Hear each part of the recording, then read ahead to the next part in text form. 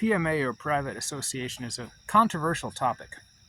PMA is an acronym that a lot of people haven't heard of before, and if you start reading about it, you go into this crazy rabbit hole that leads you to the sovereign citizen movement, which is not a very good place to be. So let's take a step back, right? It really is just an acronym, one of many acronyms you can use to refer to a private association, which is usually unincorporated, but can be incorporated as well. And on the internet, there tends to be two extremes. For example, there are people who say that under a PMA you can do anything and everything, because you go into this magical place called the private domain, and supposedly in the private domain you can do a whole bunch of stuff without government intervention, regulation, or taxes. Now that's not really true, but people say this on the internet. So that's on the other extreme, you have people who are going to say, well, PMA doesn't exist, it's completely fabricated, there's no such thing, you can't have private associations that do anything that's not regulated, completely impossible, and they link it all with they associate it all with a sovereign citizen movement and say it's all total and complete BS, there's no such thing as a private association. Well, of course there is, so those people are wrong too. And that the truth lies somewhere in the middle, but it is a logical fallacy to claim that the truth must lie somewhere in the middle simply because the two alternatives appear to be so extreme. There are many cases where two things appear to be extreme and one of them is true and the truth doesn't lie somewhere in the middle, but this is one of those cases where the truth actually does lie somewhere in the middle. So the sovereign citizen types pushing the PMA as kind of like a magical fairyland of doing whatever you want. Basically, they say that if you are in a private association with other people and you've all signed a membership agreement and paid your dues and it's all formal and everything, and as long as the articles of association are written correctly, they say that now you are interacting with them in the private domain and you are exempt from government regulation on all things except for those which constitute a, let's see if I can remember this phrase, a clear and present danger of substantive evil, right? A clear and present danger of substantive evil, they say. And basically that means you can do anything except like surgery. You can't get away with unregulated surgery in a PMA. Anything involving Schedule 1 substances. So you can't like do a PMA to get out of marijuana being illegal in your state. And I actually recently heard a PMA, one of those like sovereign citizen movement types offering PMA advice on YouTube, and he was directly asked, could you use a PMA to get around marijuana laws? And he said, yes. Of course, he was completely incorrect, and anyone who's doing that is going to end up in jail, but whatever. Now, some people have used it for like raw milk cooperatives to get around FDA regulation. And okay, so it does offer some degree of protection, but you have to look at Supreme Court cases, and you have to figure out what actually constitutes a private association. You also have to understand, oh, the cat's down here. You also have to understand what do they call it? Like intimate association versus expressive association. The cat's trying to leave. All right, go down. And so basically, let's talk about like government regulation of contracting of the trades, right? So you're a plumber and you go do a plumbing job for somebody and you give them a quote and you're about to start the job, and then government inspector shows up and says, hey, this is actually kind of like an entrapment kind of thing. That guy was just set up to see if you would give him a quote. They do this in California, right? And some states, they actually actively try to catch people who are giving quotes for jobs who aren't licensed contractors. And so you're going to do the plumbing job for somebody and you don't really know the guy, it's just a member of the general public. Well, that's illegal. And that's a private contract between those two people. It's not in a PMA, but it's a private contract. Now, let's look at the extreme opposite, which could be argued as being intimate association. So you do a plumbing job for your brother, and he pays you. Could you get in trouble for doing plumbing without a license? Well, actually, that all also comes down to whether anyone's allowed to do that kind of work without a license. Because some states, the code requires all plumbing work to be done by a licensed plumber. It can't even be done by the homeowner. So it depends on that. But in general, if you're doing something for a family member, a very close friend, people would say, well, that's intimate expression and therefore it can't be regulated. Now, go somewhere in the middle and make a PMA. So now it's somebody that's not like your immediate family or an extremely close friend, but they're in an association that you're a part of. Maybe you meet once in a while, you have a few meetings a year or one meeting a month, you have social events together, you know the people, and you start doing things for them that would normally otherwise be regulated. or you start selling raw milk to them, which would normally otherwise be regulated. That's a situation where, yeah, maybe you could make the argument that being in the organization, being in the association, and not having anything to do with the general public, and everyone who joins signs an agreement saying they're okay with what's happening, that could be an argument for you having some protection from the PMA. And there have been examples of people doing those things and not getting in trouble. So, now look at go a little further towards like the whole general public person you don't know. Maybe you do have a PMA, but maybe it's just this massive internet-only PMA. You never meet anybody else in the PMA. You never even talk with them on the internet. You don't even know. All you know is, they're another member of the PMA. So therefore, I can do whatever I want, engage in any kind of business with them. No regulation, right? Now that's getting to the point where it would be very hard to argue that that's intimate association, even though it is a private association, even if it met all the other criteria. That's getting into dangerous territory. So you want to make your association as intimate as you can within practical bounds. Now then, of course, they'll also say, some PMA people say that you can get out of paying taxes via doing business in the private domain under a PMA. That's totally not true at all. In fact, one of the reasons that I started looking into this a little more deeply recently was because somebody asked me, could you start a PMA to get out of paying taxes, doing business with people in an organization and get out of paying taxes? And my answer was probably no, but let me look into it. And I looked into it, and the answer is definitely no. You can't, you can get out of paying taxes if you file for a nonprofit organization, if you file for exempt status successfully, and get it. But there are PMA people on the internet who will tell you not only that the PMA is a magical fairyland where you can do whatever you want as long as it isn't like surgery or Schedule 1 substances or whatever, and not only that, but you also don't have to pay taxes on it. And some of those people are going to get charged for a decade of back taxes and thousands of dollars of fines, and they're going to get in real serious trouble with the IRS if they just make stuff up like that. So I wouldn't recommend doing that. Now, going further down the PMA rabbit hole, you'll hear some of them talking about something called like a 508c4 or something like that. It's I forget the exact number in the IRS tax code, but it's for a church. And it basically means that if you are a church or an association of churches, that's what it says, that you don't have to file to be tax exempt. You're just automatically tax exempt. And the PMA people are saying, well, start a 508c, whatever it's called, and it's a faith-based organization or a ministry, right?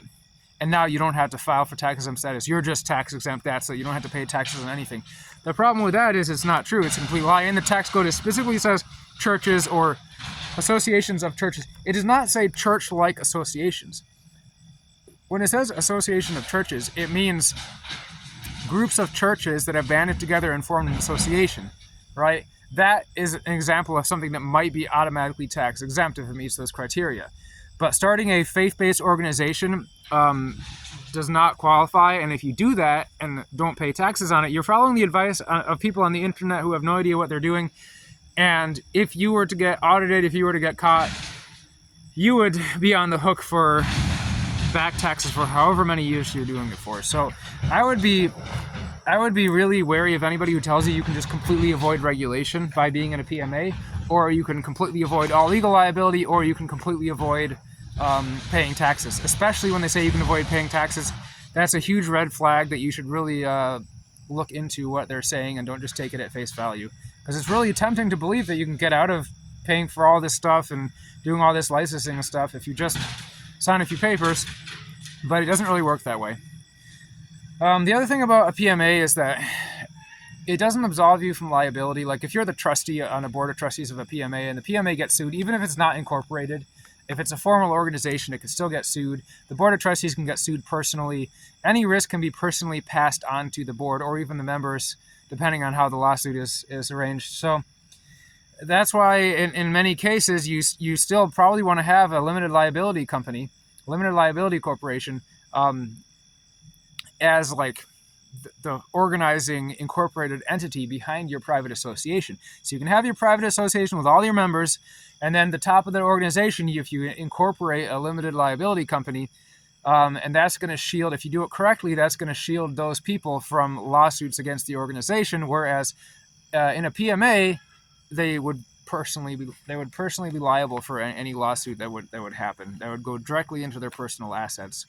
And so, depending on how your PMA is, depending on how your association is set up and what it does, you might be able to get 501c3 or similar type of tax-exempt status.